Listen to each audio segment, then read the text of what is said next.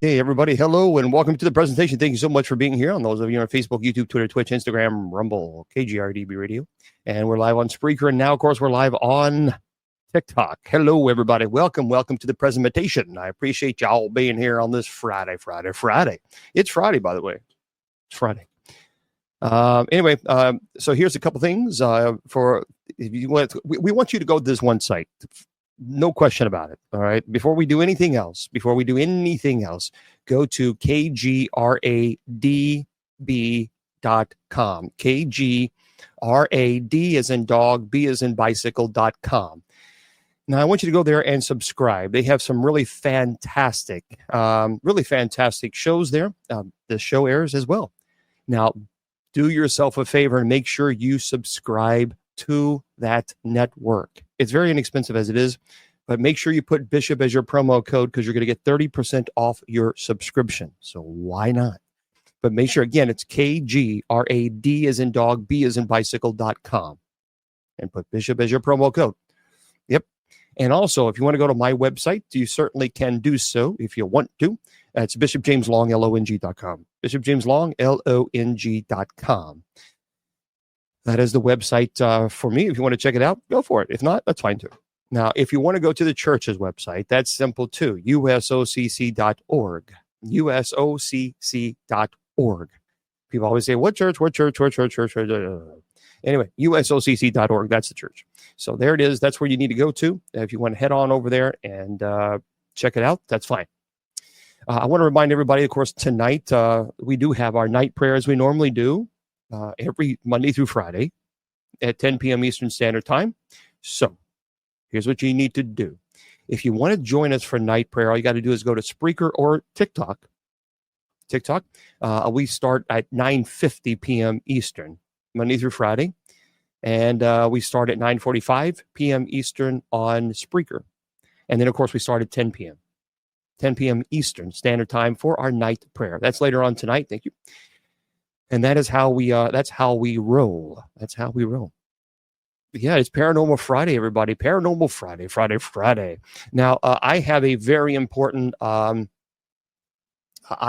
that is supposed to be delivered to me. I'm working on a case right now, and so there is a lot of pretty serious material that is being delivered. Of course, it has to be delivered right during the time of the presentation.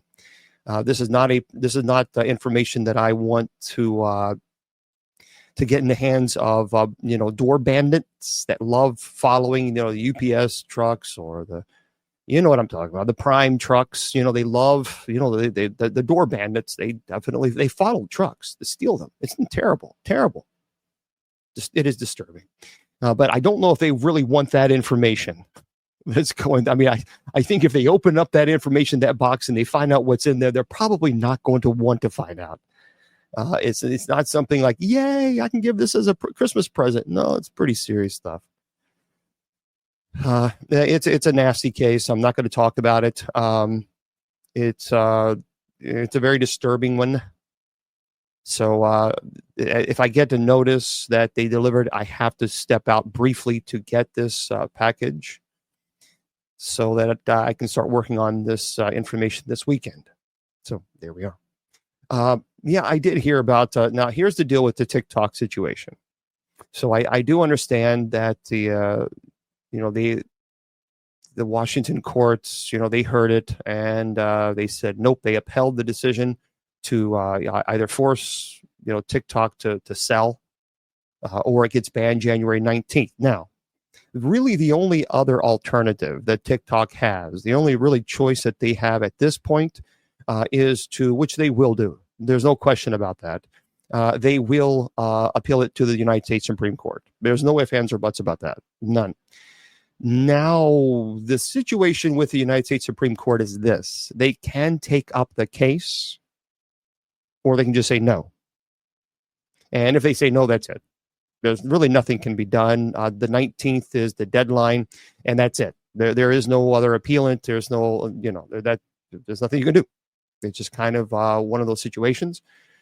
So that's the situation. It was too much to tell us. No, no, no, no. I'm not going to talk about the case. No, no. This is a very violent case. This is Christmas, and there's some things I don't want to share. Um, there are some things as clergy we keep to ourselves because of the gravity of the situation. And I think that this is one of those cases where this is Christmas. We don't need to get into the negativity. It's really dark. It's pretty nasty stuff. So no, we're not gonna go down this road of having a conversation about that. So anyway, look, that's not the point of the conversation. The point of this conversation tonight is we're going to have a really cool paranormal show. That's what we're going to do, Paranormal Friday show. And just heads up, I might have to leave just briefly to go retrieve these items. All right. Right. That's true, Judy Ann. Banning a Chinese-owned media platform, but they're allowed to buy United States real estate. It's all about, I disagree. I just completely disagree with the suppression of TikTok. I think I don't like it. We're adults. If we want to use the platform, we should be able to use the platform. We don't need big government telling us, oh, it could be dangerous. We know, look, enough. I believe in freedom of speech. And so I just think this is sad that this is going down this route, considering the fact, with all due respect, Facebook and other platforms, with all due respect, certainly have been known and quite notorious for suppressing information and passing on misinformation. So let's be honest here. I mean, come on. I think it's just it's a matter of control mechanism and lack thereof. And so therefore, because they can't control it, then we shut it down. And I just think that's wrong. Then that surely is not freedom of speech. So anyway, yeah, so here's the deal. I am on X. Now, I know a lot of people are moving over to other platforms and all this other stuff, but I'm going to stay on X. That's where I'm going to stay on. That's what I'm going to, I've been on Twitter for years and years and years. So if you guys want to follow me over there, I understand Twitter. I know Twitter. I know how to work Twitter. So if you want to go over to Twitter, it's Bishop J, the letter J long. Unfortunately, I can't get my name because someone stole it, and Twitter won't give me my darn stupid name. And that's another thing. But anyway, Bishop J, the letter J long, LONG. And I have a little blue check mark there. They verified me. So, but anyway, TikTok still hasn't. But we'll see what happens with TikTok. We don't know. It's out of our control. And whatever the situation is, that's how it goes. So yeah, make sure you follow me. Make sure you follow me on X, Bishop J Long. And by the way, you can follow me on all of my formats. Go to bishopjameslong.com. Scroll down to where it says social media links, and there you go. You will see it. I would love to find somebody on X that will give me my name. See, when I was on a show, I was on the it was called Exorcism Live. I had no control over the name of the show, and this was on the Travel Channel, which I love the Travel Channel. They're wonderful people. And basically, it was a house blessing. That's what I did at the actual exorcist house in St. Louis. And everybody just blew a gasket over it because they thought I was performing an exorcism on a person. No, it's the minor rite of exorcism. Anyway, so this person decided to, use my name, create my name, and say some vulgar things. I reported it multiple times on Twitter. Please give me my name. But they won't do it. So if you have anybody, if you know anybody who is in X, please contact me so I can have my name. It would be really nice. I would appreciate that. But anyway, that's what are you gonna do? Sean Austin, I do. Yeah, Sean is a great guy. Sean, I met him recently, and good fella, good, just a really big heart. He loves the paranormal, and I got to meet him at the West Virginia Paranormal Conference. Finally, I've known about Sean, but I've never got to meet him. So I got to finally meet him at the West Virginia Paranormal Conference. Really nice guy, just really nice. So I like Sean. He's you could when you meet people, you can kind of get an idea of. Sean's just one of those guys that he's really a cool-hearted person. So, all right. Oh, you used to know someone on Twitter? Yeah, I wish someone could help me out because I would love to have my name. But anyway, Okay, tonight we're going to talk about a really cool topic, a really, really cool topic. And by the way, I need to go on TikTok. I apologize, but we're going to have to put sub chat only on for the first hour, only because that's the only way we can control the trolling here on TikTok. And I'll open it up for everybody a little later. How's that? Thank you there, PAA. And for those of you on KGRDB Radio, Facebook, YouTube, Twitter, if I say thank you, it's because my friends there on TikTok are offering gifts. So I run the show on 2 different computers, by the way. So if I don't say thank you, like Denise, if I don't say thank you, if you've offered a gift, it's because I'm looking at this computer here and I don't see it. All right. So thank you, thank you, thank you. Tonight, we're going to talk about a really cool topic. I love this topic. Every year, at this time, the beginning of December, I always talk about the Legend of Krampus. Krampus is a really, really interesting, he's also known as the Christmas Devil, the Christmas Demon. It's a folklore legend. And when we get into the Krampus story, there's so much information on him. I think maybe you'll enjoy it. Hopefully you will. Because the story of Krampus is culturally here in the United States, we don't know a whole lot about Krampus, because it's not really the Santa Claus, the great big jolly, man who sends Christmas presents and things of this nature. But we don't know a whole lot about Krampus because it's not really something that's cultural here. However, Krampus is starting to make a name for himself, if you will. And we'll talk about that in just 1 second. As a matter of fact, let's do this. We have to, folks, make sure that we play some really cool, creepy music. I mean, that's what we have to do.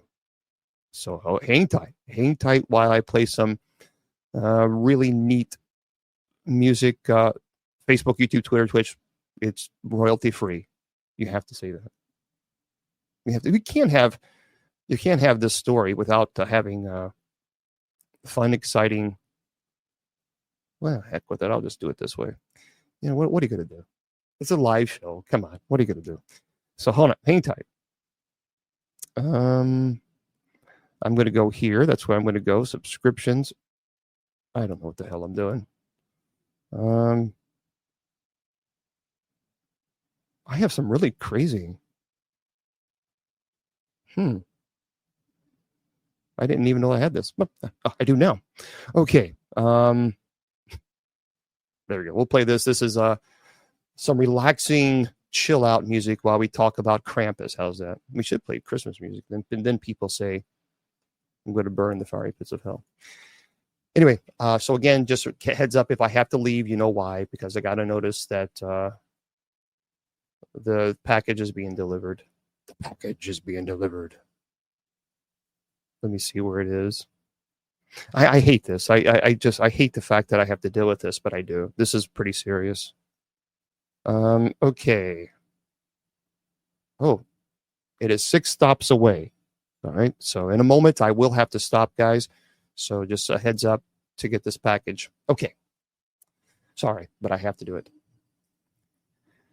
So today we're going to embark on a fascinating journey into the realm of folklore as we delve into the mysterious and enigmatic figure of Krampus.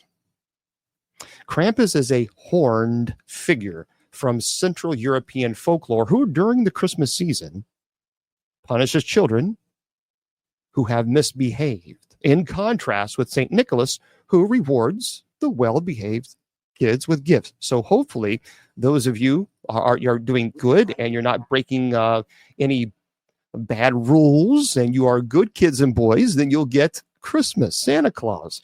Otherwise, you will get Krampus. I'm telling you, Krampus is legit. People are afraid of Krampus. So this enthralling exploration of the legendary figure known as Krampus. So this is a creature that is in the heart of the Central European folklore. And this tale, it's a cloven-hoofed entity, that has captured the imagination for people and for centuries. So throughout our time together, we're going to delve into the historical origins, the cultural significance, contemporary influence of Krampus, seeking to understand the enduring allure of this complex and multifaceted figure. So from its roots in pre-Christian traditions and its modern-day manifestations in popular culture, Krampus stands out as a testament to the enduring power of folklore and myth in shaping our collective consciousness. So we're going to unravel some mysteries surrounding this compelling figure. Let's embark on this intellectual odyssey, if you will. So the origins of Krampus can be traced back to pre-Christian German traditions, particularly in the Alpine regions of Austria, Bavaria, and other parts of Central Europe. Thank you. Krampus is said to be the companion of St. Nicholas. And his name is derived from the Old High German word Krampen, which means claw. So the historical origins of Krampus can be, again, way back before Christian folklore and traditions.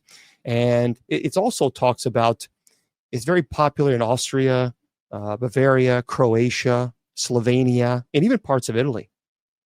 And the figure of Krampus emerged from a blend of pagan beliefs, ancient rituals, Christian influences, creating a complex, multifaceted character that is really, truly deeply rooted in the culture in these regions.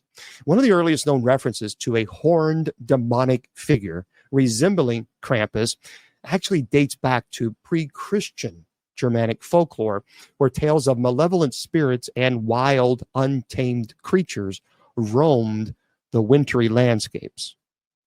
Now, you got to remember, stories like this were quite frightening.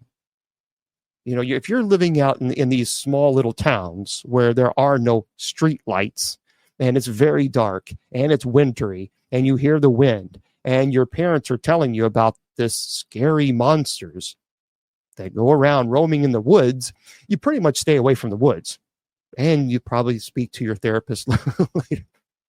But these beings were often associated with the winter solstice and the darkest, coldest nights of the year, which embodying the harsh and unforgiving aspects of nature during this time. So with the spread of Christianity through Europe, particularly during the Middle Ages, pagan traditions and Christian belief, it began to intertwine, resulting in the assimilation of pre-existing folklore into the Christian framework. So as a result, the figure of Krampus became intertwined with the Christian feast of St. Nicholas, which is celebrated on December the 6th. So in this context, Krampus is often depicted as the dark counterpart to St. Nicholas, who rewards well-behaved children with gifts and treats. Now, while St. Nicholas symbolizes benevolence and kindness, Krampus embodies the concept of punishment for those who have misbehaved or strayed from the moral path. This duality, it reflects the old age struggle between good and evil, light and darkness, that really permeates many cultural and even religious traditions. So the name Krampus, as I said earlier, it's from Old High German Krampen, with claw. And that underscores, I think it underscores the creature's menacing and otherworldly, nature. So early depictions of Krampus portray him as a horned, beast-like figure with cloven hooves, long, pointed tongue, almost like a serpent-like. So when it flicks its tongue, it splits, in two, and chains. The chains symbolize that he's going to chain you up. He's going to punish you if you've been bad. It's pretty terrible. This is a good. I think that would scare any child, evoking a sense of primal, untamed power. Now, over time, the legend of Krampus became intertwined with various regional customs and festivities, particularly in the observance of Krampusnacht, or Krampus Night, on the evening of December the 5th. So during Krampusnacht, individuals dressed as Krampus, what they would do is roam the streets. And this happens even today, by the way. They roam the streets, visiting homes, and they engage in playful yet eerie interactions with the community, often involving like loud bells and chains rattling, frightening costumes. And it really is. And these traditions, rooted in ancient pagan rituals and Christian folklore, they've endured for centuries. But they serve as a testament to the enduring influence of Krampus. Now, today, the figure of Krampus continues to captivate the imagination of people all around the world, reflecting the timeless appeal of folklore and the enduring power of myth.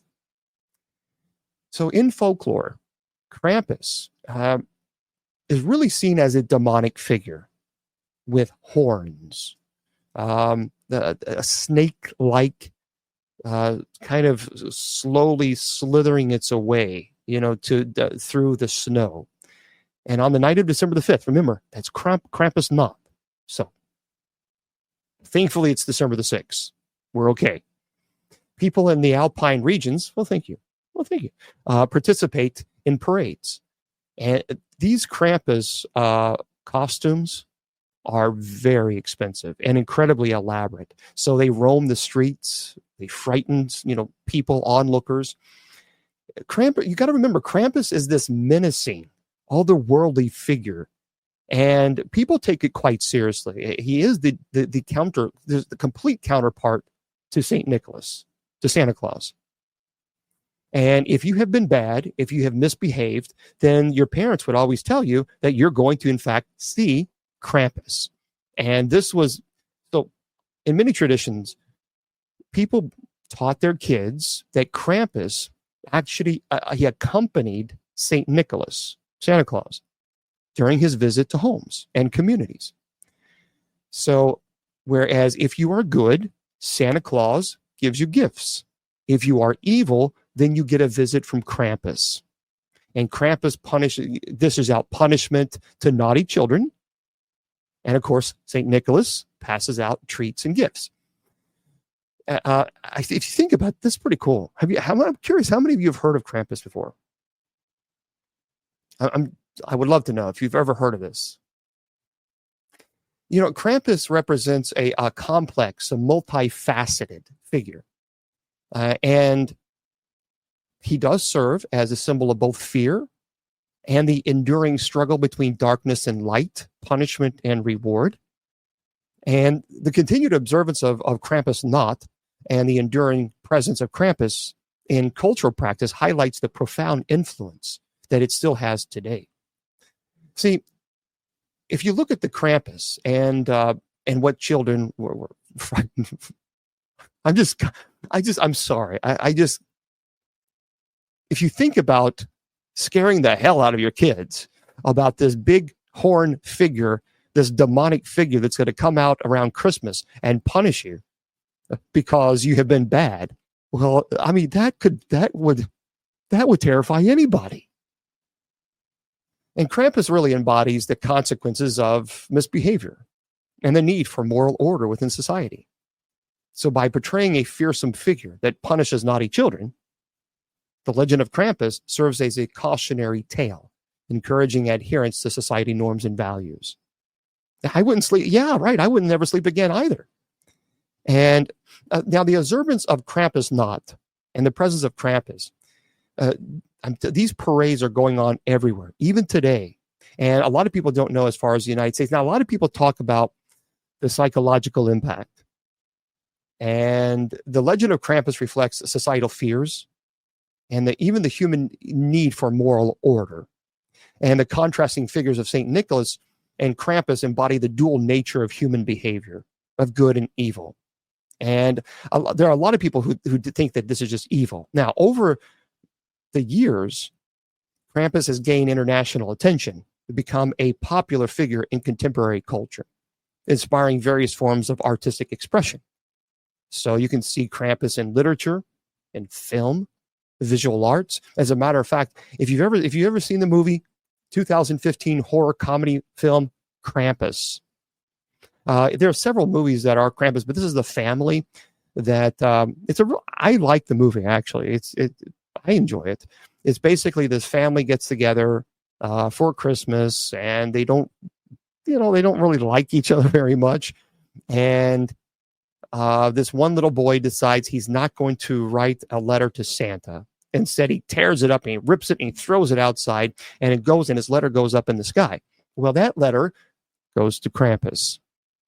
And so they had a horrible storm, a winter storm, and everybody was gone. No neighbors, no one was around.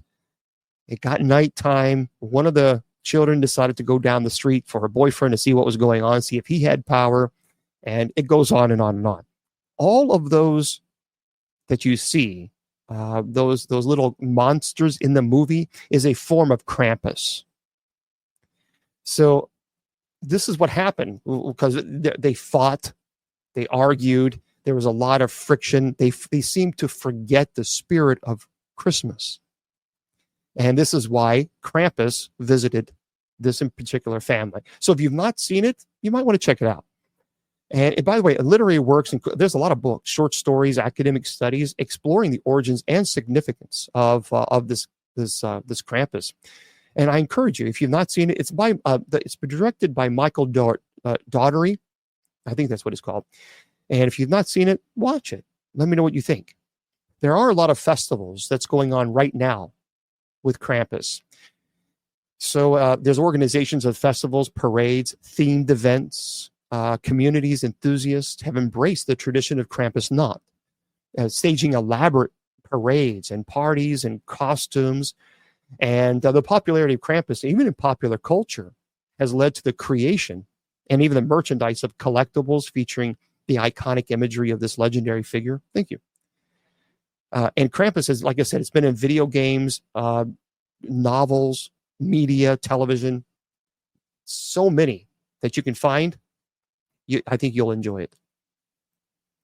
And I think it serves as a powerful mythological symbol, embodying the consequences of misbehavior and perhaps maybe the need for moral order. But I also think it's kind of terrifying if you think about it. When you scare kids, like, you know what, if you're not good, you know what's going to happen? You're going to burn in the fiery pits of hell. I don't think that's probably a good idea to talk to kids about this. But that's what it is. That's Krampus. Krampus is a terrifying creature. So let's go into a little bit of the history, because I think that's an overview. Let's go a little bit even deeper. So he's half man, half goat, and he comes around every year to chase naughty children and even maybe drag them to his home.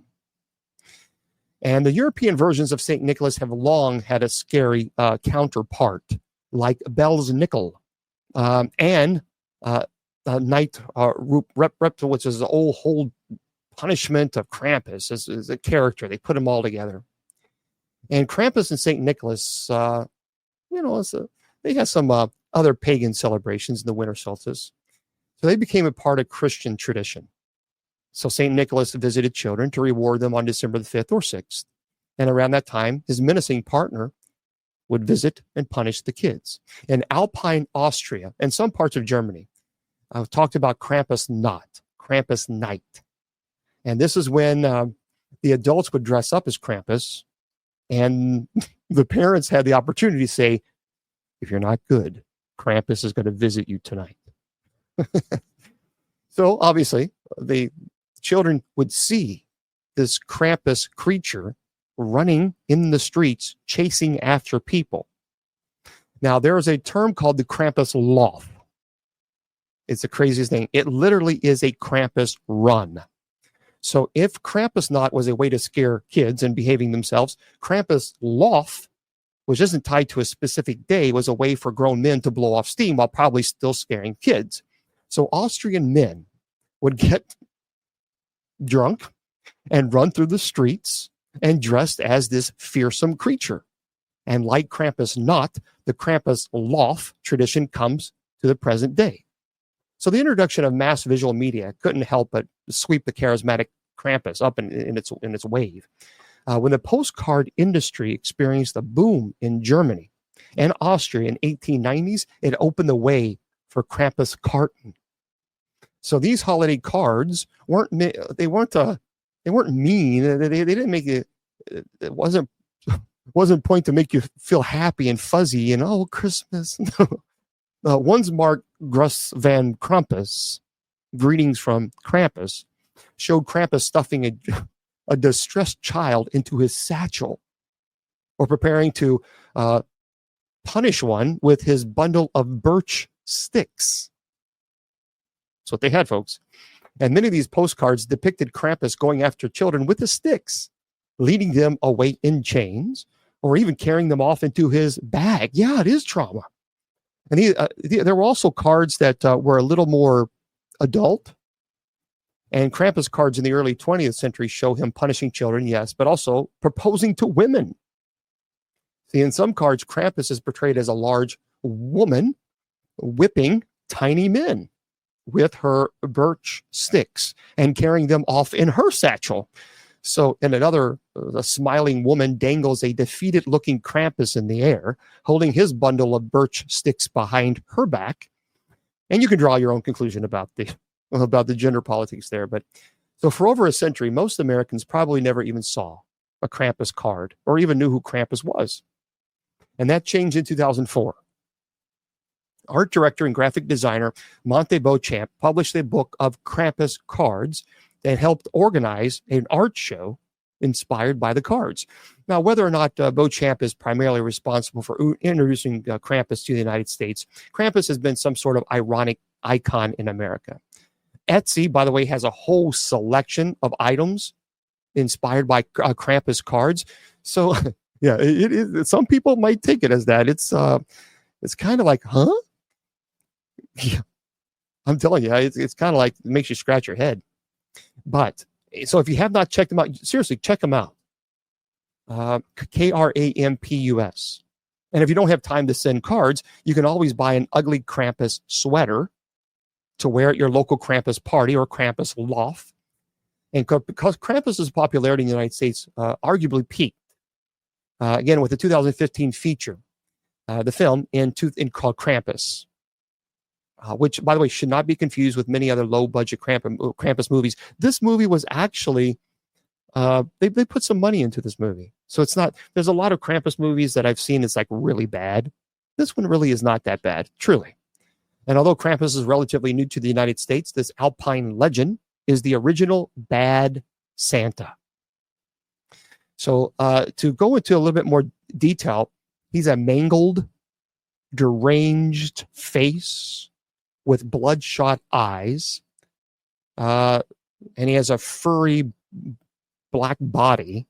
Giant horns curl up from his head, displaying his half-goat, half-demon lineage.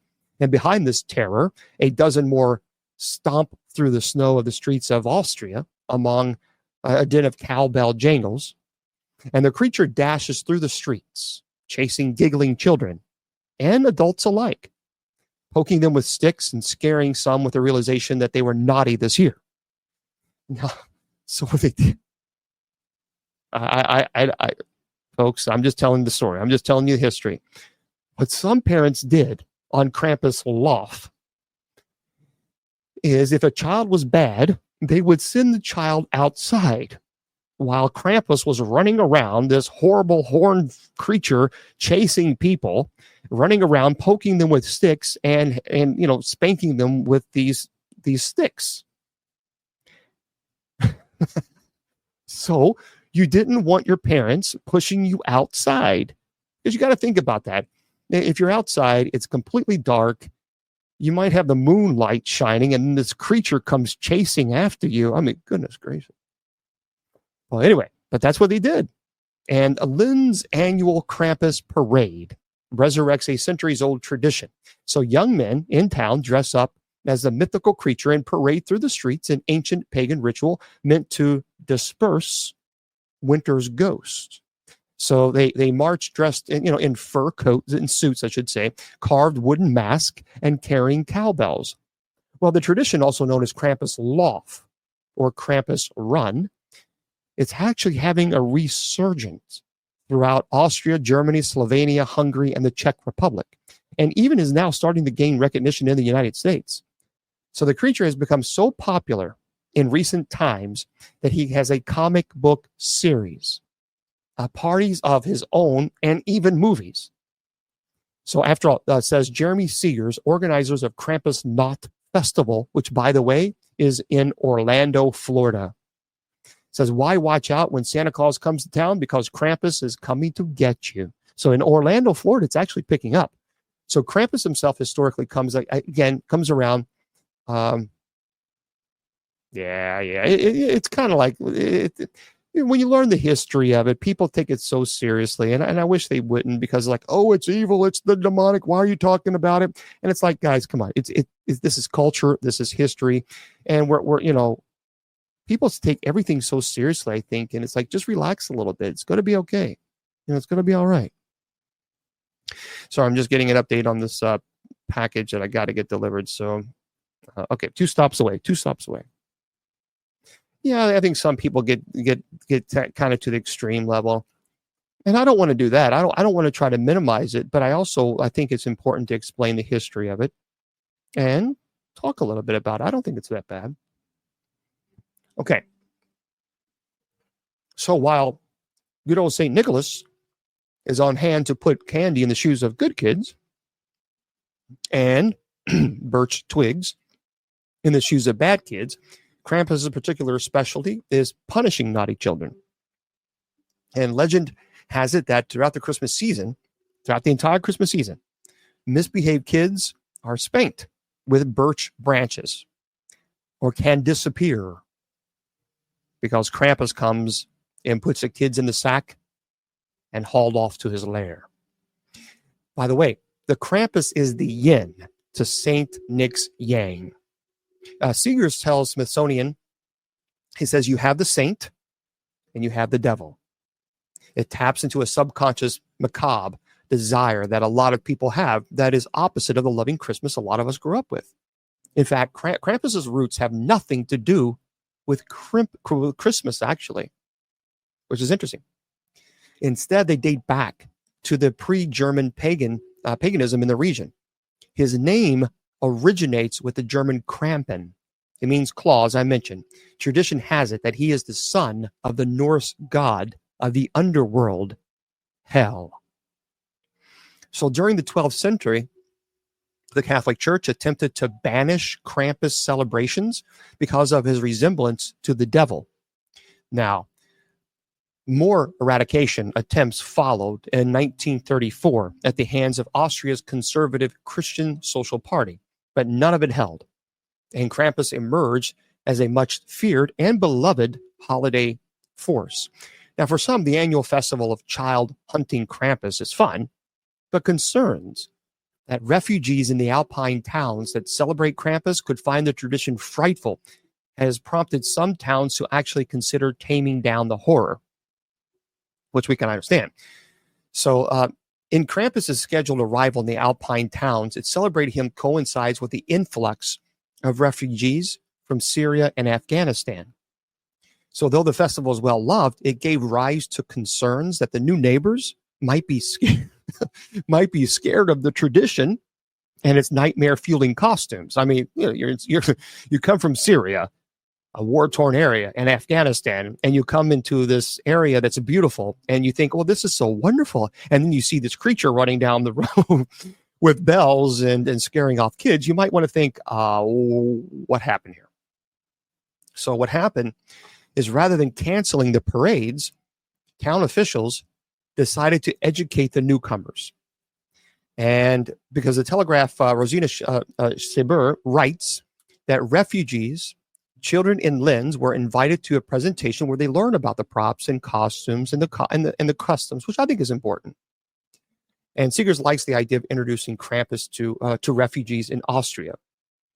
He says, I think it's a wonderful that they that what they get, the refugees and this sort of thing, the education. You can't force people to adopt cultural traditions of which they have no basis or point of reference. So perhaps you'll be the next to catch the Krampus spirit this holiday. After all, the horrible haunt could very well be watching you. Now, though descriptions of Krampus' appearance, they vary from region to region, some things remain consistent. And this is from region to region, no matter the culture. He always has pointed devilish horns. He always has a long snake-like tongue. His body is covered in thick fur. And he looks like a goat that's crossed with a demon. A lot of people talk about, have you ever heard of the goat man? Some people are saying that Krampus is kind of a rollover, if you will, into the goat man. That's the theory. I don't hold a lot of stake into the goat man. I've never seen the goat man, but nonetheless, his body and arms are strung with chains and bells. He carries a large sack or basket on his back to cart off evil children. And it seems like that's consistent on every single culture. And Krampus comes to town the night before, remember, the feast of St. Nicholas. He visits all the houses to either dish out punishment or walk away from them. And if you're lucky, you might just get swatted with a birch branch. But if you're not, you'll wind up in the sack. And after that, your fate is anyone's guess. And that's what they were taught. So the legend suggests that you might even be used as a snack. I mean, it really is. I mean, it's pretty dark. Sometimes Krampus is accompanied by St. Nicholas, who isn't known to bother himself with naughty children in Central Europe. Instead, he focuses on handing out presents to well-behaved kids and leaves the rest up for the counterpart. So over the years, as Christianity gained popularity in the region, aspects of Krampus's appearance began to shift to fall in line with Christian beliefs. See, the chains, for example, were not originally a feature of Krampus. It's believed that Christians added them to evoke the binding of the devil. And that wasn't the only change that they made. Under Christian hands, Krampus took on a more of devilish qualities, like the basket he uses to carry wicked children to his lair. So on evening on December the 5th, with Krampus not elegantly dressed, St. Nick pairs up with the monstrous outfitted Krampuses and make the rounds of homes and businesses. And some people exchange Krampus not greeting cards that depict the horned beast alongside festive and funny messages. Sometimes large groups of people dress up as Krampus and just run around the streets, chasing friends and even passerby with birch sticks. This activity is especially popular around young men. Anyway, tourists have witnessed this rowdy celebration, say that running off into a coffee shop won't save you from getting swatted. And the swats, they aren't exactly gentle, but luckily they're usually confined, to the rear end. Nonetheless, many people say it's all just for fun. The tradition has become an important one in many countries and has come to include even expensive handmade masks. These elaborate costumes are thousands of dollars. I mean, this is not cheap stuff. I mean, people put these parades. I've seen a parade before. If you don't understand the culture, it does look demonic. Without no question at all, it looks demonic. No ifs, ands, or buts about it. It does. But when you understand the culture of it, then you can maybe get a different perspective. But let me just check here, folks. 1 second.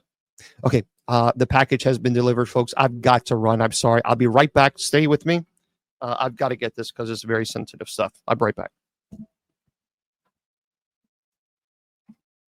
Okay, sorry about that.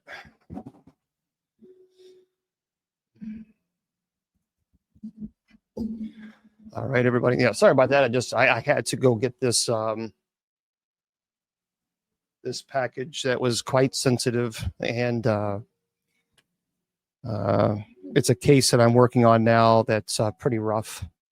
So yeah. So anyway, thanks for understanding, and thanks for your patience and understanding, because I don't want yeah. So okay. So back to Krampus. So these masks and these costumes, they're pretty intense.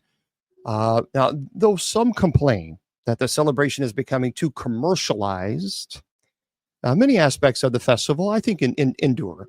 See, Krampus mask, for example, they're typically carved from wood.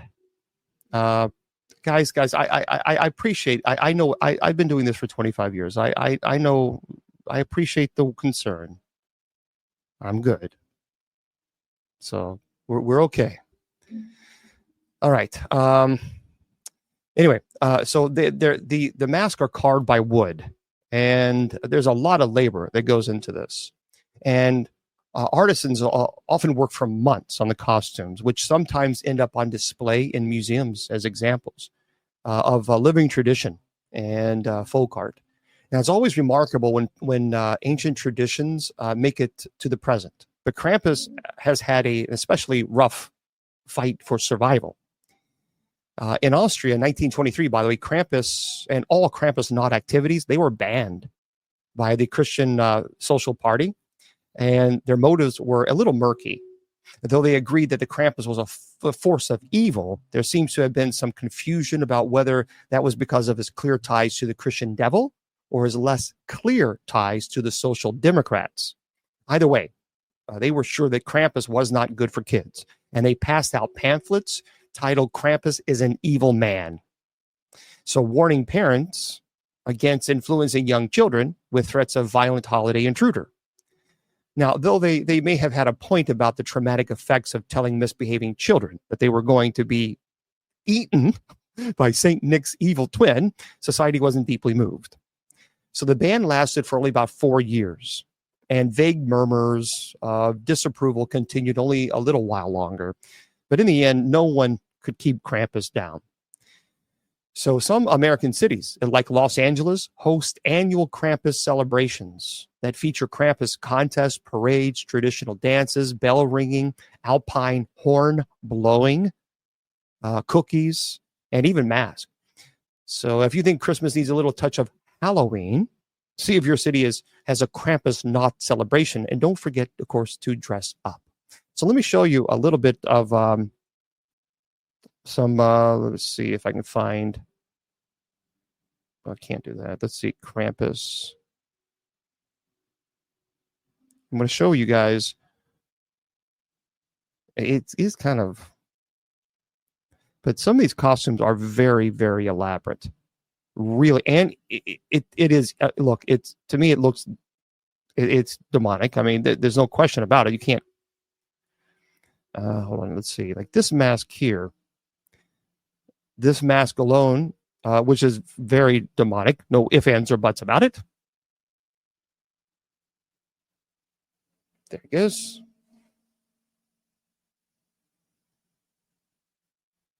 Yeah, I mean, you can see it's pretty evil. I think any child would be quite frightened to see this type of creature. And I'm trying to find. Here's it. Of course, that's only the one that you saw in the movie. They have in Krampus, the movie. You can get one for $80. I don't know why you'd want it. It's kind of ugly, but this is what it looks like in the movie. That's the mask that they use in Krampus. See that one there? But that's not the most expensive one. I mean, there's the one was for $325 that you can buy, but some of these are they can get into a couple $1,000. And here's another mask that would be considered more of the traditional Krampus, I think. Yeah, I think this would be more of the traditional, and it was just $200 there. So, like this. So yeah, I mean, you can see. I think that would frighten any type of child. You see this creature right here running down the street. Yeah, I mean, seriously, if you think about that, it's a pretty terrible creature, and it's all about, we in the United States, we teach our kids, you gotta get coal for Christmas or something of this nature. Well, in these In these countries, they teach you, no, you ain't gonna get cold. You're gonna get something else. You're gonna get Krampus after you, and that would be frightening. So I get it. I understand people does not like Krampus. It does not like implementing Krampus in the culture. For some people, I totally understand because it is demonic. There is no other way around it. Krampus is demonic, but that's what they try to do, is try to scare the kids into behaving and not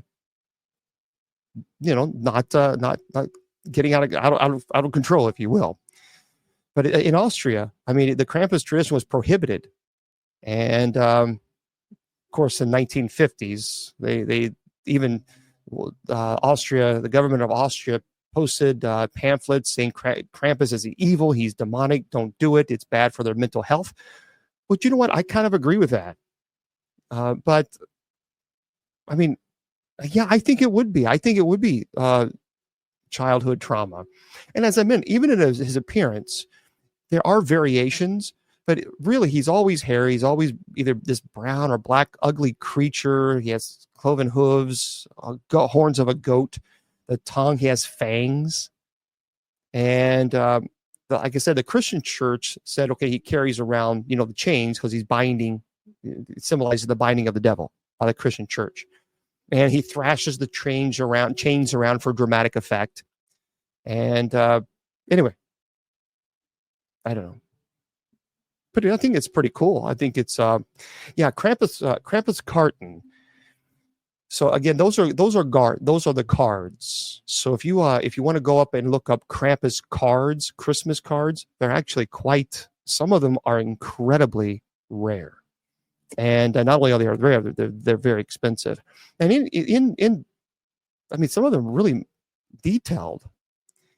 Now, as I mentioned, in popular culture, it's not as heavy, but you do have some media in there. Krampus, the Devil of Christmas. There is a collection, as I said, of Monte Bochip in 2004 of the Krampus cards. There's Krampus, the Yule Lord. It's a novel. There's a Krampus, a comic book series from Image Comics. There's even a Krampus Carol. It's a 2012 episode of The League, and even animation. There's video games, Karn Evil. It's a 1998 arcade game, and the Binding of Isaac. There's also Rebirth, and films, as I mentioned. Krampus, 2015. It's from Universal Pictures. There's also called a Red One, Red ONE. It's a 2024 Christmas action adventure comedy. It's from Warner Brothers. I haven't seen that one. I have heard some friends who have, but The Rock is in it. So apparently, my good old Krampus makes a stage entrance on it. So, yeah, here's the deal. I just wanted to pass on to Krampus to you guys, and you guys can make. But I don't know if I like the idea of. I like the idea of Santa Claus with the gifts and the coal. That seems far better than telling a kid some demon Krampus is going to come and put you in a sack and take you to his lair. I mean, so right. Judy Ann says, if I saw that running down the street, I'd be calling the taxidermist in short order. Yeah, some of the Krampus cards though are pretty elaborate. You can Google. Let me do this real quick. One sec. Let me find Krampus Christmas cards. I saw one that was very expensive. I thought, you got to be kidding me. But you always will see them with that tongue and the birch stick. To me, that's it. I wouldn't want, if I had children, I would not teach them about Krampus. I just wouldn't, and only because I think it's. I don't want the demonic to be in the same realm as Santa Claus, Saint Nicholas. So anyway, but you can go on Etsy if you want to. If you really want to just send out Krampus. But there's this one card that I saw that I thought that's kind of weird. But you have him; he's right by Santa Claus, and they're talking, they're drinking, and I don't like it. Matter of fact, let me see if I can take a picture of it. I thought they both look evil. I'm telling you, even Santa Claus looks evil. Let me take this picture, and you tell me. Maybe I'm missing something. There we go. Look at that. So there's Krampus and there's Santa Claus after a night on Krampus Not. They both look demonic to me. Look at this. Don't you agree? I don't think either of them look good. And when you see something like that, I'm like, well, I wouldn't want Santa Claus to be hanging around Krampus having a nice drink. Well, that was good. How many children did you did? I'll tell you what, I got 15 children in my sack. I mean, no, that's not good. But nonetheless, boozing it up after Christmas. Well, that was a fun time. No, I didn't like that card. So I think if I had kids, I would not teach them about Krampus. But that's me. All right, I agree, Anne-Marie. I agree. All right, so let me open up the chat to everybody. But that's Krampus. I wanted to share. It's important, I think, to share different cultures and different beliefs with people. We may not agree with it, and that's fine. We have every right to say I just disagree with it. But nonetheless, it doesn't make Krampus go away. It doesn't make the history go away. It's still there. But I think that the whole idea of Krampus, I don't like putting the demon attached to Santa Claus. I just don't like it, and especially as I mentioned in some stories that they do teach the kids, Krampus accompanies Santa Claus, and Santa Claus gives out the good toys, and Krampus gives out the punishment. So I just not a fan of that. Not a fan of that. But I have to always be respectful of other people's culture, even though I disagree. And I do. Okay. This is a really interesting story. I wanted to pass on to you guys and see what you guys think about this. Yeah, different views of point. That's right. Different points of view. So hello, everybody. Welcome to the presentation. Thank you so much for being here. We just had a good conversation about Krampus. And if you have any other seriously, if you've not seen the movie Krampus 2015, it's 2015. It's let me see who's in it. I forgot the actors. I watch it and tell me what you think. But understand the history. Now you have the history about it's 2015. Let's see. The cast members are Tom Ingle is that is the Adam Scott. Sorry, Adam Scott is the actor who played Tom Ingle, the father. Tony Collette, Collette, Sarah Ingle. It also stars several people who they've been around for a while. But take a look at that and see what you think. If you've not seen it, we're going to be live, of course, again tomorrow night for our open mic night. And let me know what you think about it. Let me know if you think it's really terrible or if you actually liked it. I'd be really curious. Well, no, watch the movie. It's called Krampus. It's a 2015 horror comedy movie. So if you've not seen it, take a look at it and tell me what you think. It's one of my I like the beginning of it. I love movies. I love movies that are in storms, especially winter blizzard storms. I've always liked that. There's a movie called Wind Chilled. I don't know if you've seen that one. It's called Wind Chill. That's a really interesting movie. If you have not seen it, take a look at it. It's a really cool. I think let me just double. Yep, there it is. 2007. It is a horror drama movie, but you have to watch it very carefully because there are things you could easily miss. Well, thank you. There are things you could easily miss in the movie, so you have to kind of maybe go back and watch it again and oh, okay. So it's called Wind Chill, 2007. But movies like that, I've always loved movies that kind of scary movies that are in blizzard. conditions. I've always loved that. So just watch it and let me know what you guys think about it. Yeah, Wind Chill 2007 and Krampus 2015. So let me know. This is interesting. What do you guys think about this one? I want to share this with you. I saw this. I don't know about this, and this is kind of strange. This is by Pandora Dewan. Pandora Dewan.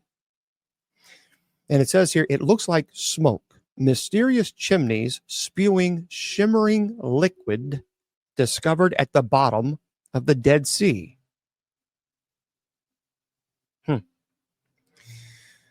Says here, when you purchase through links, here's how it works, blah, blah, blah, blah, blah. But scientists have discovered white smokers, is what they call it. Towering salt chimneys spewing clouds of shimmering fluid on the bottom of the Dead Sea.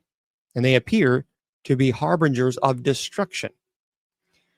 The submarine pillars, which reach up to 23 feet in height, could serve as an early warning of life-threatening sinkholes, which are common in the area. To date, no one can predict where the next sinkhole will occur.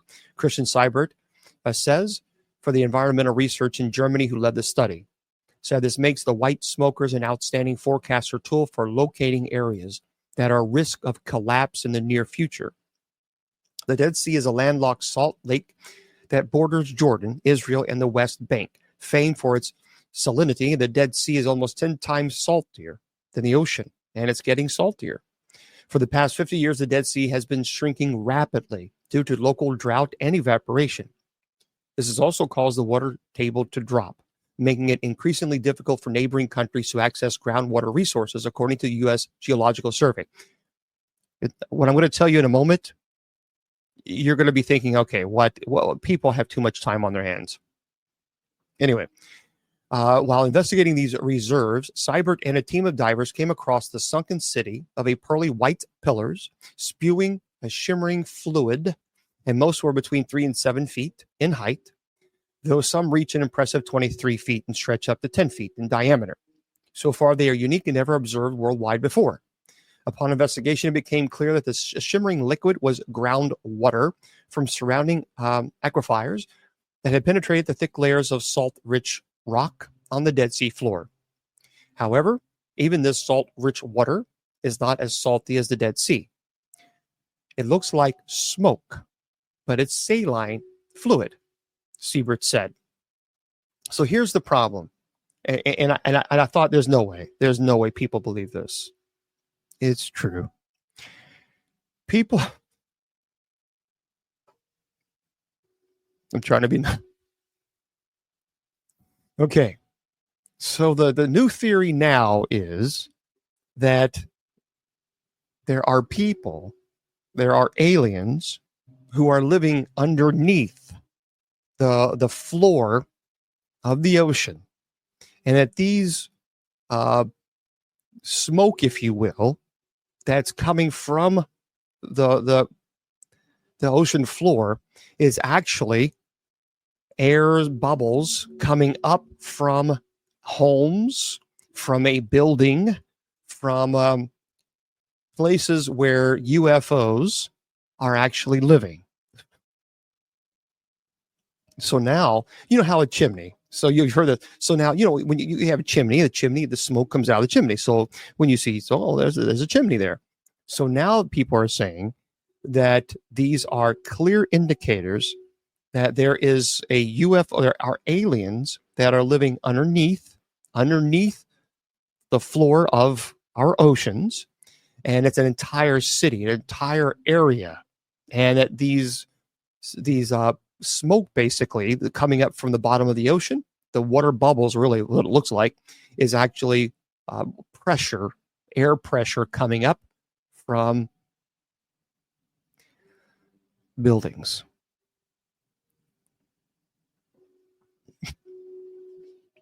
Oh, come on. You can't. Come on.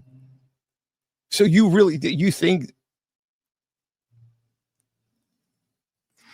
All right. Well, some people believe this. Some people are hardcore about this, and you're not going to convince them otherwise. But they truly believe that these bubbles that's coming up from the ocean floor are, in fact, air pocket pressures coming up because there are entire cities, buildings, a whole entire, basically, network, if you will, of civilization underneath our ocean floor. So anyway, I just wanted to pass that on. There are aliens in my fridge. They ate the rest of the pumpkin pie. Yeah, I tell you what. There you go, guys. So you can take that with a grain of salt, literally, no pun intended, but you can. Anyway, listen to this. I want to share this story with you. Speaking of craziness, well, thank you very much. This is by Jess Sims, and I thought I got to share this with you guys. I've got to share this. Hello, everybody. Welcome to the presentation. I'm Bishop James Long. Appreciate you guys being here. If you want to go to my website, very simple, bishopjameslong.com. bishopjameslong.com. If you want to go to of course, our network that we work with, it airs here on the show, on the network, it's kgradb.com. KGRAD as in dog, B as in bicycle.com. Make sure you subscribe, put Bishop as your promo code. You're going to get 30% off your subscription. And also, don't forget, I'm not leaving, so we got plenty of time yet. But don't forget, we are going to have night prayer, and we start at 9:45 on Spreaker, and of course, 9:50 p.m. Eastern Standard Time right here on TikTok. So just keep that in mind. Okay, this is by Jess Sims. The creepy cryptids from Appalachia you probably have never even heard of. Says here, you don't want to run into these creatures in the woods after dark or ever. Now, I have spoken to people who live in these mountains, and they would absolutely tell you 1,000,000%. And these are people who live there. You do not go into these areas at night. Thank you, guys. Thank you. They absolutely, and they are very serious about this. They don't joke around. In July 2004, Dakota Cheeks and Ricky Joyce were hunting in a remote area of Breckenridge County, Kentucky, when they found one of their dogs unalived. And based on the condition of the body, it was clear that no normal predator had unalived her. I'm not going to say what happened. It's pretty terrible things, but obviously it had to be man-made or creature-made that had two hands and fingers. Let's just put it that way. So they went around the area to try to find this creature that was responsible for this. The first day, their search was fruitless. But on the second day, around dusk, they said they came across a massive figure, too big to be a person, as Cheeks described it, in an open field just past a cemetery. It was at least 9 feet tall, with white fur and long talons. It says when it saw them, it let out an ungodly curling growl, and charged them, sending them running for the safety of their cabin. So this might sound like a run-in with a particularly aggressive Bigfoot, but while Sasquatch encounters are common in the Appalachian, Dakota and Ricky had come across a different local legend, the sheep squatch.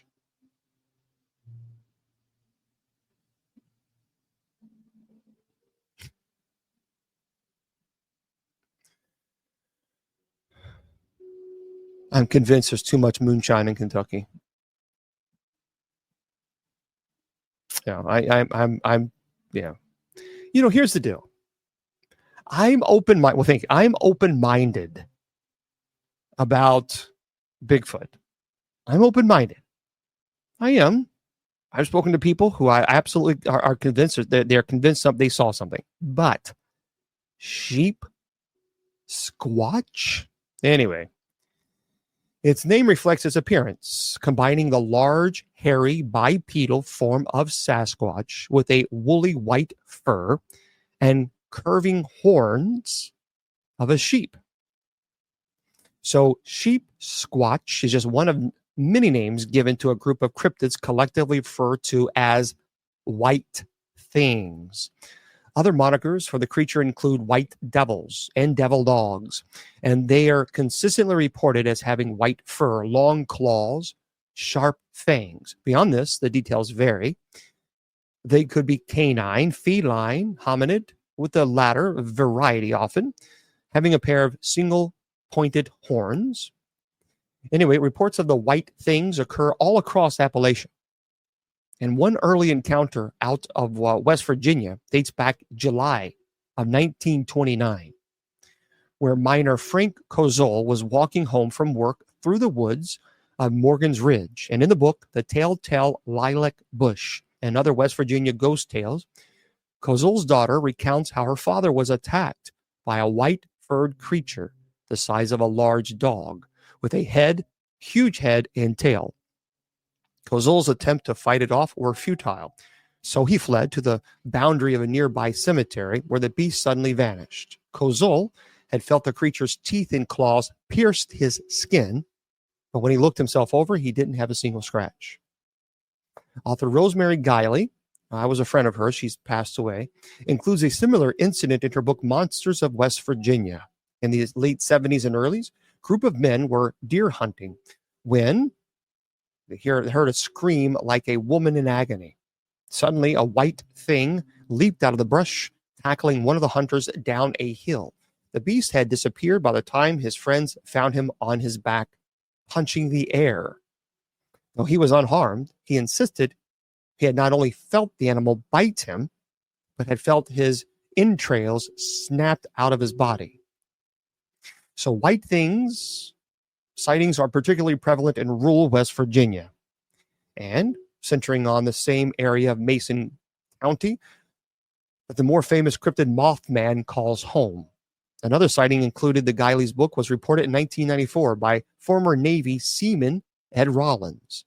He'd been searching for Mothman along Bethel Church Road when he saw a large white furred beast with a dog-like head and single point horns. And when it knelt by a creek to take a drink, thank you, it put out paws that looked like hands. Says, I shrunk back into the brush and watched, afraid to stay and afraid to run. Rollins would later write. It drank for a few minutes, then crossed the creek and continued on towards Sand Hill Road. When I was sure it was gone, I turned and ran as fast as I could go back toward the pond where I'd parked. He believed he'd encountered a sheep squatch. Have you ever heard of sheep? I've heard of a lot of things. I've never heard of sheep squatch. Have you ever heard of this? I've heard of Bigfoot, of course, but I've never heard of sheep squatch. Yeah.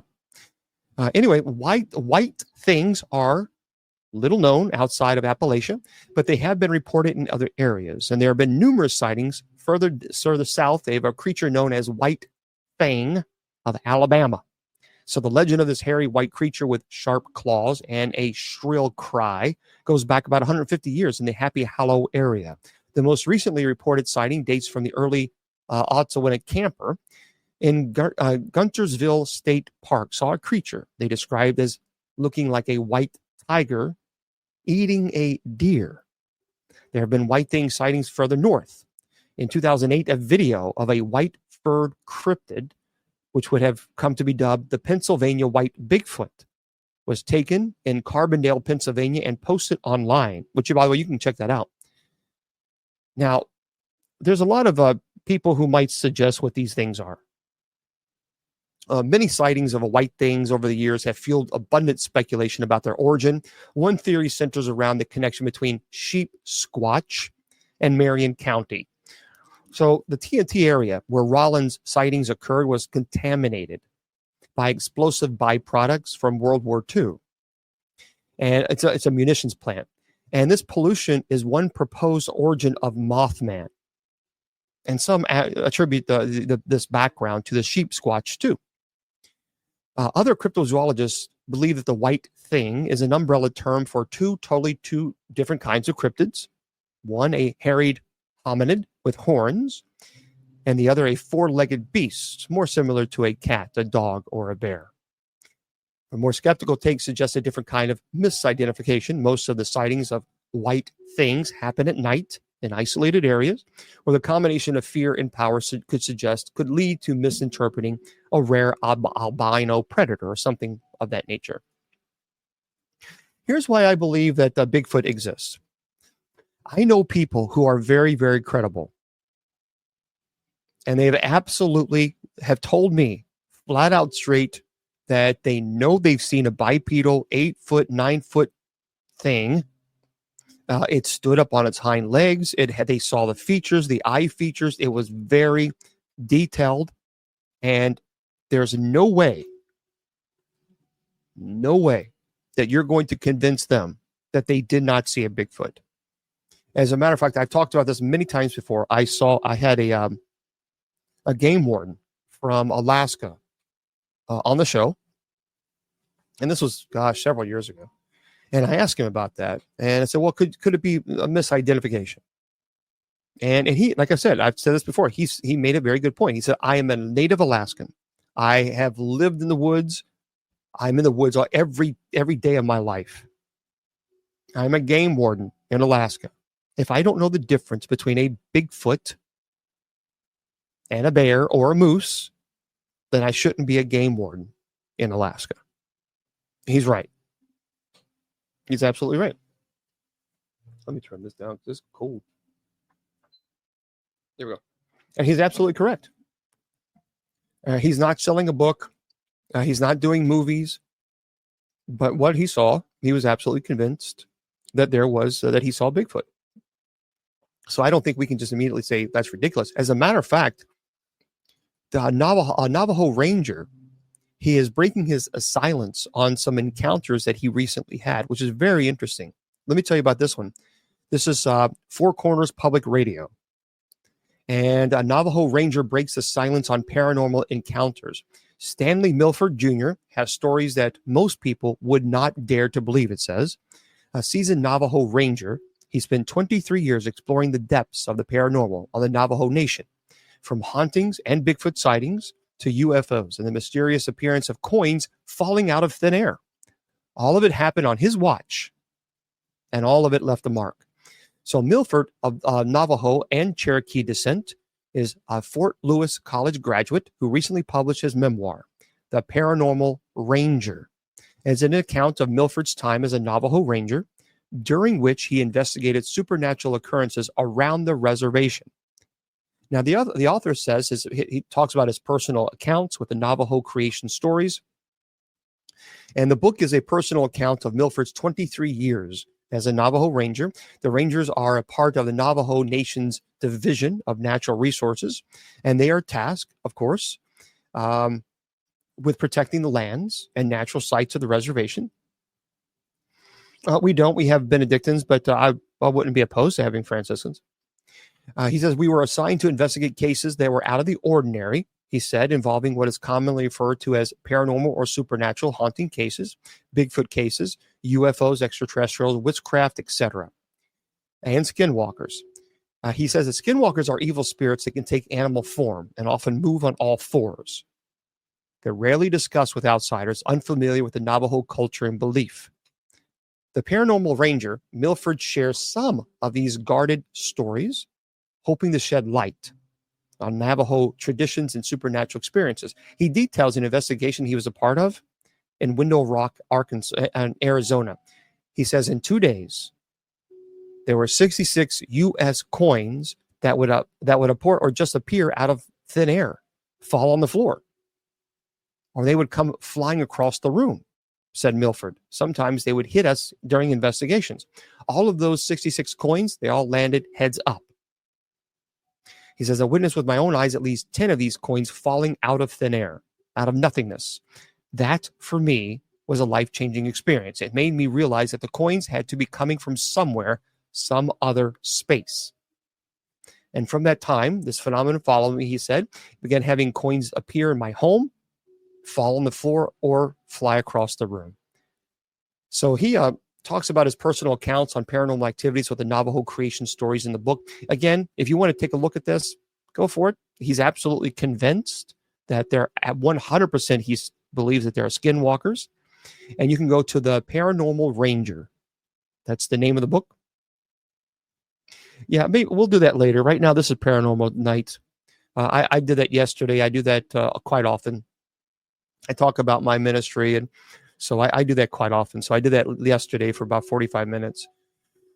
So this is Paranormal Fridays, and that's what we do now. Right now, today's a paranormal show.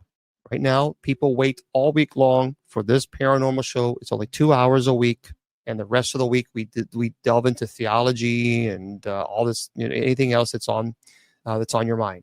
This is called the Paranormal Ranger, Stanley Milford.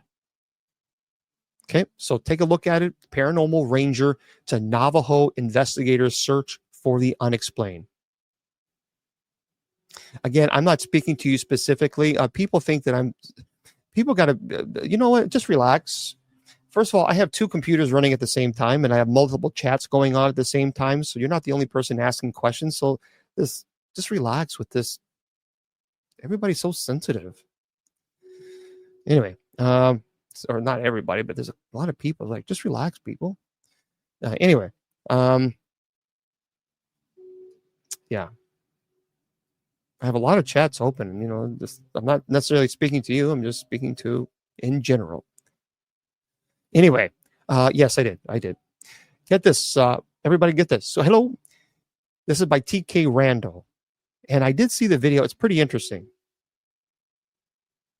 Okay, Revoked, I'm not talking to you. There's no need to apologize. You didn't do anything at all. So that's what I'm saying. It's okay. I just left Stanley a message to come on the show. Oh, in the near future. Oh, that would be very cool. Oh, really? I would love to have that. That would be amazing. Mr. Producer is saying that he knows this individual. That would be very cool. Stanley Milford, who is the ranger, and Mr. Producer is telling me that he just sent him a message. And let's definitely, if we can get him on the show, that would be absolutely amazing. That would be absolutely amazing. This is by TK Randall. Thank you, Mr. Producer. I look forward to hopefully hearing soon that he wants to jump on. We'll have to rock and roll with that. A hunter claims to have filmed the spirit of a wolf on his trail camera. Yep. Yeah, Mr. Producer says he knows the ranger. That would be really neat. So listen to this. A hunter is claiming to have filmed the spirit of a wolf on his trail camera. Something strange was recently picked up by a hunter's camera set up in the forest of Newport, Washington. A hunter, Marco McDewey, a hunter who had captured the anomaly on a woodland trail camera in Newport, Washington recently, certainly seems to think so. The clip starts by showing a number of small deer moving across the bottom right-hand corner of the frame. Then after a couple of seconds, a white wisp-like mist in the shape of a small animal suddenly appears from among the trees and moves in a gate-like manner toward the left-hand side.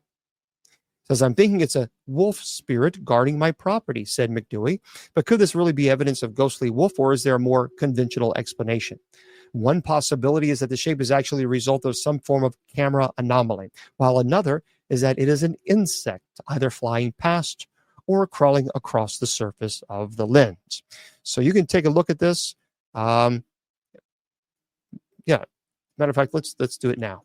Let's do it now. So YouTube, you can go to YouTube, and I'm going to type in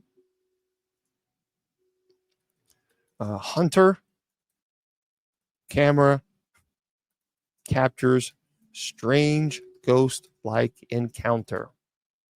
Let's type, there it is. And we'll see what this does. Always a commercial. Yeah, we'll have to watch it. Watching it live. Let's see what this looks like. Okay. I didn't want to see it because I wanted to watch it live while we do it. That's interesting.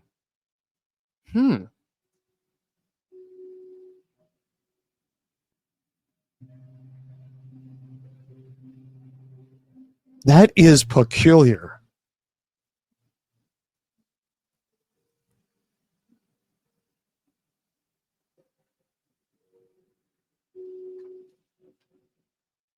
This has my attention. I encourage you to go look at this, everybody. Go look at this. This is odd. No joke. Type in hunting camera captures strange ghost-like encounter in Washington woods. I know it's a lot. Again, hunting camera captures. Here, let me just type it in. That way, hunting camera captures strange ghost-like encounter in Washington woods. There we go. I just typed it in on Facebook, YouTube, Twitter, KGRDB Radio, but that's what it's called. So it is really it's not a bug. That's definitely not a bug. And you can almost see the tail. You could see the tail. I can see where someone would say that's a wolf. It's a hunting camera captures strange ghost-like encounter in Washington woods.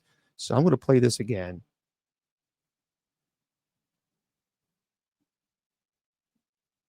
That is really weird. That is just too cool. That is really cool. I don't know. Watch. Tell me what you guys have to watch that.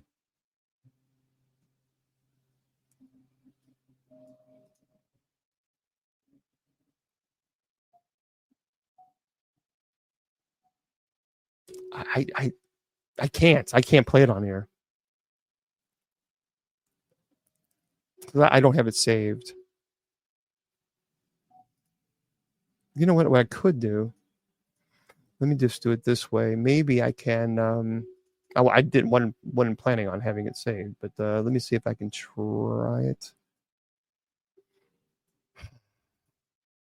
Just go on there. Just type it in and just go on YouTube and you can find it because it's really interesting. That's a really interesting video. That has me kind of perplexed.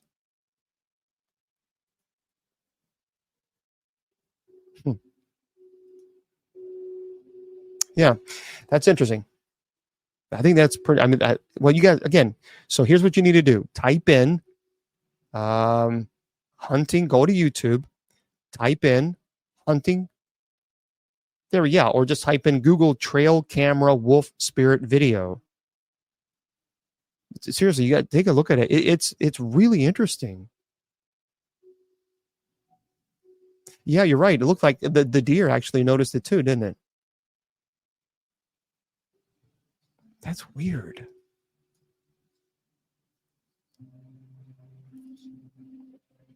So the deer are eating over there, but then they look up. That's weird, man. That is an interesting. That's interesting. Yeah. So if you have not seen, what I'm gonna do on TikTok. My eyes are really red because my allergies are terrible. I'm going to make a TikTok video on this. But see, that's a camera glitch. Yeah, I mean, when I look at it, I can see. Oh no, I absolutely. If you look at it closer, because I can blow it up, and it looks like I'm slowing it down here. I can see the head. I can see the tail. I don't know. That's good. That's good. That's a very cool video. See the things you learn. So check it out. If you have not checked it out, go check it out and let me know what you guys think. Okay. Now, for those of you who are absolutely convinced, hello, that the earth is flat. How many of you truly believe the earth is flat? Can we please do a poll? I would love to know this on TikTok. How many of you actually believe that the earth is flat? Let's do a poll. If one of our moderators can do this, and again, for those of you just joining us, hello, welcome. I appreciate you guys being here. So I'm Bishop James Long, and I appreciate you taking your time out on this wonderful, wonderful Friday. Happy Friday to you, wherever you are in this beautiful, beautiful world. This is our Paranormal Friday show, and we're just chilling out right now. We had a conversation about Krampus earlier, and you can always go back and watch it a little bit later. So are we going to do a poll? I mean, I can stop the show and do a poll. Let's see, I can do it. I guess I can try to figure it out. All right, let me try to do this.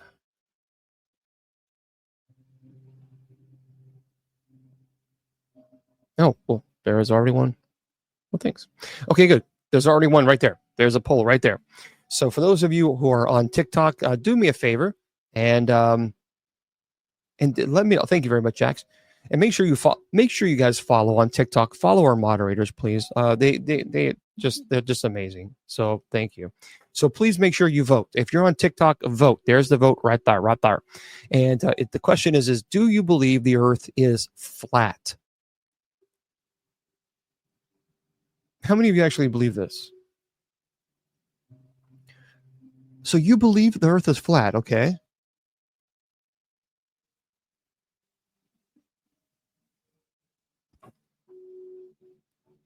There's some people that believe it. Really?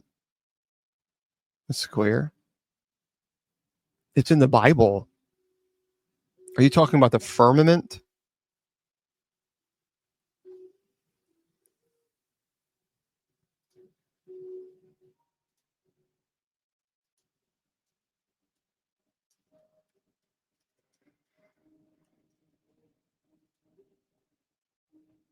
So, yeah, let me know because I want to do this. I want to do we're doing a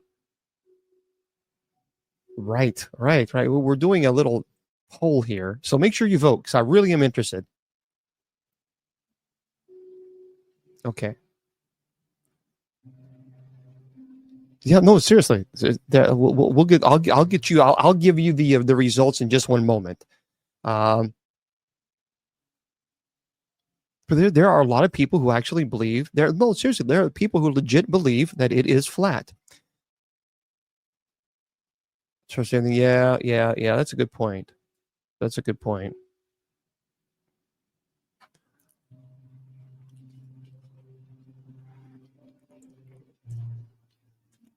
Okay. Well, okay, we have a few.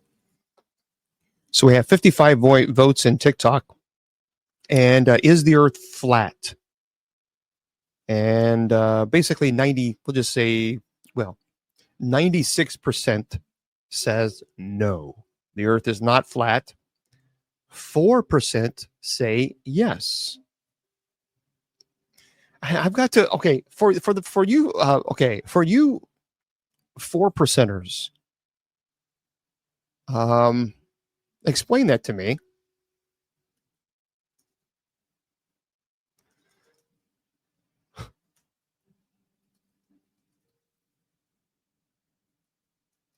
Yeah.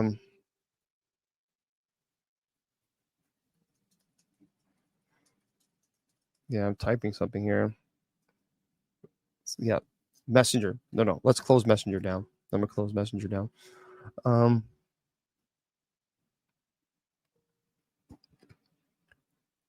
Pilots. I used to work for an airline. There's no pilot ever told me that the Earth was flat. I used to work with that airline. So right. So Dr. Campbell says our Bible tells us to consider Isaiah chapter 40 verse 22, which mentions the Earth, the circle of the Earth. This description is a good description when the Earth is viewed from outer space. Okay, so let's talk a little bit about. I want to talk about this this issue. We're going to talk scripture in just a second. A pastor he's going to prove that the flat Earth believers are wrong with an expedition to Antarctica. Oh wow! So this is by T.K. Randall. Listen to this, and then I'll get into it. Hold on, hang tight, everybody. It says here. Pastor Will Duffy is going to take 4 people who believe the Earth is flat And for people who don't believe that, to Antarctica. The Earth is most definitely not flat, yet there are still those who believe absolutely that everything else is mistaken. The scientists are lying, and that the flatness of the Earth is an indisputable truth. Well, for a while now, the freezing southern continent of Antarctica has been at the center of this debate because proponents of the idea that the Earth is flat believe that there is a giant wall of ice. It kind of reminds me a little bit like the Game of Thrones, the show. I'm just saying. Anyway, there's a big, gigantic wall of ice marking the edge of the world. And they also maintain that the day and night cycle is the same in Antarctica as it is away from the poles, even though Antarctica sees periods of several months of darkness and several months of daylight. The difficulties inherent in accessing Antarctica to check this for themselves, they argue, is evidence of the world's government's cover-up, the truth about the Earth's flat nature. So now, though, one man has taken it upon himself to settle this issue once and for all. Colorado pastor Will Duffy is conducting what he calls, quote, the final experiment by flying a group of 8 people to Antarctica. Hey, fly me to Antarctica. Come on, Duffy. For who believe the Earth is flat and for who don't. I don't believe it. To demonstrate firsthand that there is no wall and that day and night do not cycle every 24 hours like they do almost everywhere else. He says, I created the final experiment to end this debate once and for all. And after we go to Antarctica, no one has to waste any more time debating the shape of the Earth. The flight is currently scheduled to take place on December the 14th. Oh, great. Anyway, whether it will be enough to put the matter to rest once and for all, however, remains to be seen. Okay, let's talk about Scripture and about how, in fact, people say the Bible says it's flat. Oh, the Bible does not explicitly say the Earth is flat. So interpretations. People are implying that the Earth is flat largely due to specific verses that use figurative or poetic language. It's metaphorical, folks, rather than literal. Okay, so for example, here are some. Let's look at some points on how the Earth is not, flat Earth. Many of the Bible's phrases that have been interpreted like the supporting the flat Earth are written in a poetic and metaphoric language. For example, 4 corners of the earth in Isaiah chapter 11, verse 12. Folks, that is generally understood as a figurative expression to denote the entirety of the earth, the expansiveness of God's reach, not a literal description of the earth. Also, the Bible was written in cultural context where poetic and non-literal language was common in describing the natural world. The focus was often on theological and moral truths rather than scientific details. So, like, for example, the phrases like the ends of the earth typically aim to convey ideas of great distance rather than geographical specifics. Some passages actually align more closely with the concept of a round earth, like Job chapter 26, verse 7, mentions that God hangs the earth on nothing, which some interpret as an indirect recognition of a free-floating earth in space. And even Dr. Campbell says in Isaiah chapter 40, verse 22, refers to the circle of the earth, which some have seen as consistent with a spherical earth. So, and by the way, throughout history, many Christian theologians and even some scholars, they have not endorsed the flat earth model, obviously. Early Christian thinkers like Augustine and Thomas Aquinas did not view the earth as flat. And during the Middle Ages, the prevailing scientific view among educated Europeans, including the church, was that the earth was a sphere. So again, folks, this is my wheelhouse right here, theology. So I'm not giving theories. We're giving historical biblical fact. And theories are one thing. We can argue about what are ghosts or what are this or what are the Bigfoots. We can theorize this, but we have to understand when we're talking about Scripture and the idea of the earth, even the pillars. I'm fully aware. There are some people say, no, that's not true. because it says in Scripture that the earth is supported by 4 pillars. And it talks about those are in the poetic books, such as Job and Psalms and First Samuel. And these instances often contribute to like discussions on if the earth is round or if it's supported by 4 pillars. Like in First Samuel chapter 2 verse 8, the verse is part of Hannah's prayer. It states, it says like for the pillars of the earth are the Lord's, and he has set the world upon them. This uses metaphorical language frequently that's found in poetry to describe God's sovereignty and strength in establishing the world. This is metaphor. In Job chapter 9, verse 6, Job refers to God shaking the earth and making its pillars tremble. This is in the context of Job lamenting God's power and majesty. He's using imagery to convey his control over creation. Psalms chapter 75, verse 3 says, when the earth and all the people quake, it is I who will uphold its pillars firm. It's not talking about literal pillars. The psalmist is describing God using a metaphor to offer assurance of God's stability and sustenance of the earth during upheaval. So this is figurative language. And so hopefully, I'm sure people will say, that's not true. Okay. Nonetheless, I guess you can still believe that the earth is flat. Anyway. Yeah, some people believe it. Some people are absolutely there. No matter what you say, they're going to say, nope, absolutely. They're just convinced. They're convinced, and that's all there is to it. How do you feel about this? I don't like it. Let me share this story with you. I read this and I thought, no, you know what? Science is overreaching once again. Yeah. Now Carrie, let me tell you something. Carrie has asked a very good question. Do you think the moon landing was real or a hoax? Well, you're talking to a really big nerd here. As a matter of fact, I'm such a nerd, I went to space camp as a kid in Huntsville, Alabama. And this is back in the day where, it was in its infancy. So I love space. I love space exploration. I even went to Huntsville, Alabama, by God, and I was in my nerdy heaven. I was in nerd heaven right there. Here's the problem that I have with the moon landing. Why haven't we been back?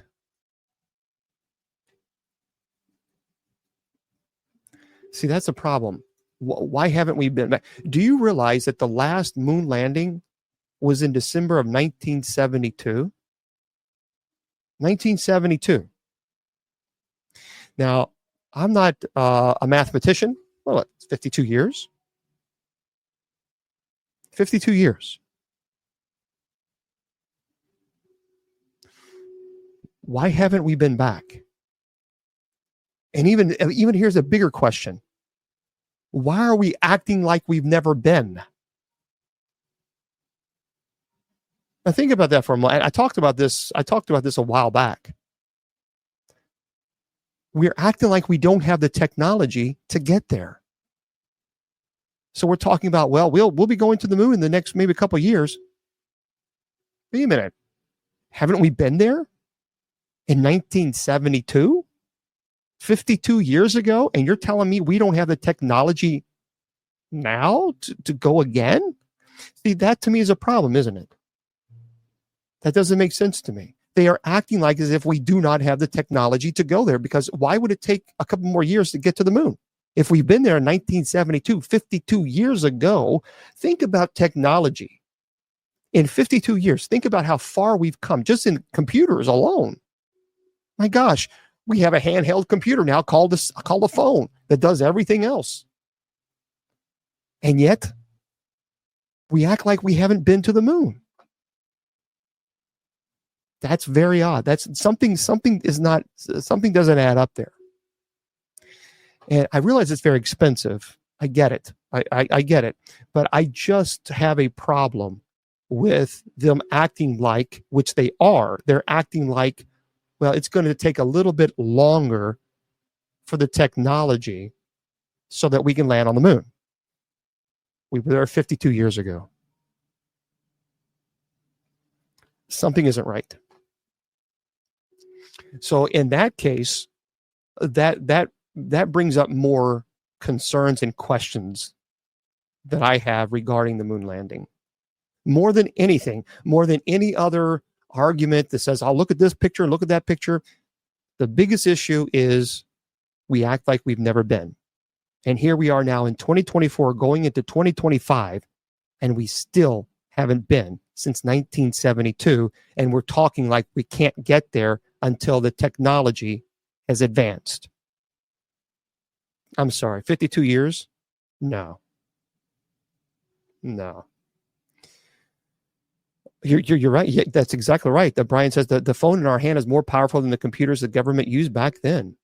So I personally believe that, and this is just based on that alone and that logic alone, I think there is some discrepancy there. I think there's some issues, and I do believe, without question, we were at a space race against Russia, and I also believe that it could have been very well established to bankrupt Russia, which, by the way, it did, because Russia was in the lead in the space race, and there was no way, technologically speaking, we were to catch up.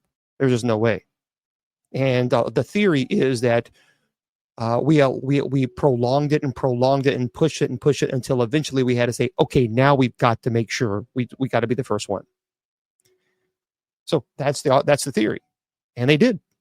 They spent billions of dollars. And then all of a sudden we show up on the moon, and that was it. But I know it's very strange. It is very strange. But this is a really interesting story here.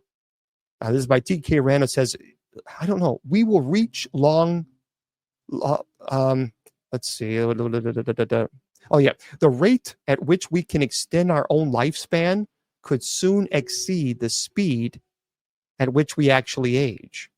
See, when it comes to predicting the future, Ray Kurzweil, who has written numerous books on the subject, is someone worth listening to. See, back in 1990, he predicted that a computer would be able to beat a human at chess within 10 years, which actually happened. He also predicted that smartphones would become an integral part of our lives. Came true. Okay, Mr. Producer. He's now claiming that we will achieve longevity, escape velocity within just 5 years. So what is longevity, escape velocity? It's essentially the point at which the rate at which we can extend the natural lifespan of our species will begin to exceed the rate at which we are actually aging. So, for example, you might age 1 year, but due to medical and technological advances, your lifespan might be extended more than just 1 year, essentially giving you time back on the clock. So Kurzweil himself describes this as going back in time. There's actually a lot of people who are saying that this is a real possibility. So there's a mRNA sequences is 2 days, etc. There's a lot of people who are saying this is a real possibility. I don't know. I know a lot of people are perhaps maybe a little afraid of passing away and everything like this, but I don't know. I don't think I'd want to live to 150 years, 200 years. I think when it's time to go, it's time to go. So for those of you, speaking of time to go, for those of you in Spreaker, I'm going to say goodnight to you guys. Yeah, it's already. I'm going to remind everybody, remember, folks, we're going to be here tomorrow night at 8 p.m. Eastern Standard Time for our open mic night. So we do hope that you please join us. We're going to goof off, have a good time, tell some jokes, and we're going to spend some time together. So that's 8 p.m. tomorrow, 8 p.m. Eastern, and then Sunday at 8 p.m. Eastern Standard Time, we have our Bible study. Tonight, we have night prayer. Again, at 9:45 p.m. on Spreaker, and at 9:50 p.m. on TikTok, we start with you guys tonight. Please join us. We'd love to have you guys tonight for night prayer. My friends, I tell you all the time, your value does not decrease based on someone's inability or refusal to see your worth. You are priceless, and don't let any troll tell you or convince you otherwise. Facebook, YouTube, Twitter, Twitch, Instagram, Rumble, and KGRADB Radio. Good night.